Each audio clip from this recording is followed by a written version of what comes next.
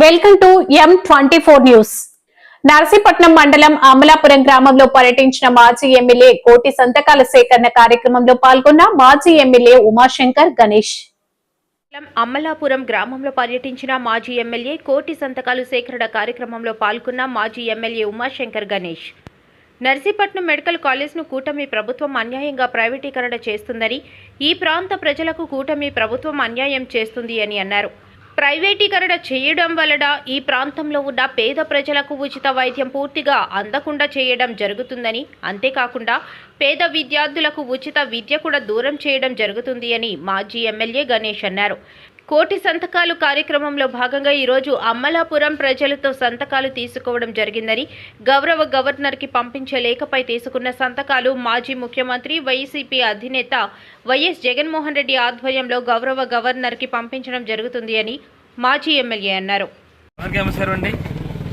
మరి ఈరోజు వైఎస్ఆర్ కాంగ్రెస్ పార్టీ రాష్ట్ర అధ్యక్షుడు వైద్య పిలుపు మేరకు ప్రతి రాష్ట్ర వ్యాప్తంగా మెడికల్ కాలేజ్ ఏదైతే ప్రైవేటీకరణ చేస్తున్నారో దానికి వ్యతిరేకంగా మరి సంతకాల సేకరణ, కోటి సంతకాల సేకరణ కార్యక్రమం చేపట్టడం జరుగుతుంది. అందులో భాగంగా ఈరోజు నర్సీపట్నం నిధుల్లోని నర్సీపట్నం మండలానికి సంబంధించి అమలాపురం గ్రామంలో మరి పార్టీ నాయకుల ఆధ్వర్యంలో ఈరోజు కోటి సంతకాల కార్యక్రమం ఇక్కడున్న గ్రామస్తులందరూ కూడా కార్యక్రమం చేపట్టడం జరుగుతుంది. అయితే ముఖ్యంగా మేము చెప్పేది ఏంటంటే, మీ ద్వారా ఈ నియోజకవర్గ ప్రజలు కానీ రాష్ట్ర ప్రజలు చెప్పేది ఏంటంటే, ఏదైతే జగనన్న ప్రభుత్వంలో మరి ఇక్కడ నర్సీపట్నంలో మరి ప్రభుత్వ మెడికల్ కాలేజ్ శాంక్షన్ చేయడం జరిగింది. ఇప్పటికే 3 ఫ్లోర్లు కూడా వేశారు. అది ఈ ప్రాంతంలో ఉండడం వల్ల మా ప్రాంతంలో ఉన్న వేలాది మందికి ఉచితంగా వైద్యం అందించే కార్యక్రమం, ఉచితంగా ఆపరేషన్లు చేస్తారు, ఉచితంగా ట్రీట్మెంట్ అన్నీ కూడా ఫీజులు కానీ మన ఏదైనా సరే మరి ట్యాబ్లెట్లు కానీ మాత అన్నీ కూడా ఇచ్చే కార్యక్రమం, మరి టెస్టులు కూడా ఫ్రీగా చేసే కార్యక్రమం. మరి ఇలాంటి పరిస్థితుల్లో కూటమి ప్రభుత్వం వచ్చిన తర్వాత ఇక్కడ ఏదైతే నర్సీపట్నంలో మరి శాంక్షన్ అయి ఉందో దాన్ని ప్రైవేటు పరం చేస్తున్నారు.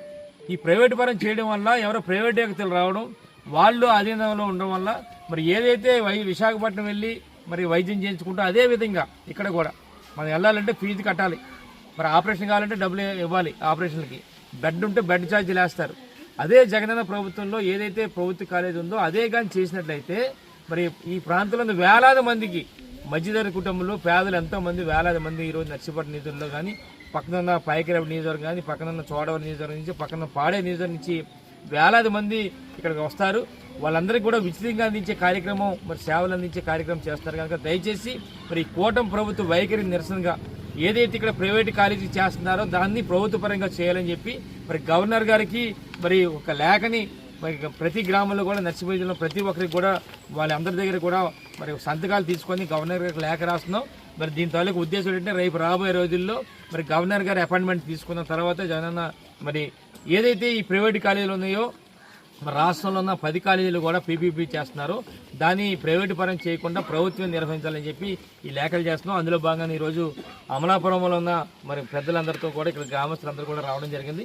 మరి వీరందరూ కూడా వివరించి ఇప్పటికే వారందరూ కూడా ఎట్టి బస్సులు కూడా దీన్ని మరి ప్రైవేటు పరం కాకూడదు, ప్రభుత్వమే నిర్వహించాలి, ప్రభుత్వం నిర్వహిస్తే మరి మా ప్రాంతంలో ప్రతి ఒక్కరికి కూడా ఉచితంగా వైద్యం అందుతుందని చెప్పి అందరూ కూడా సంతకాల కార్యక్రమం చేస్తున్నారు. కనుక వారందరికీ కూడా వైఎస్ఆర్ కాంగ్రెస్ పార్టీ తరఫున ప్రత్యేక ధన్యవాదాలు తెలుపుకుంటూ నమస్కారాలు తెలుపుకున్నాం. జై జగన్.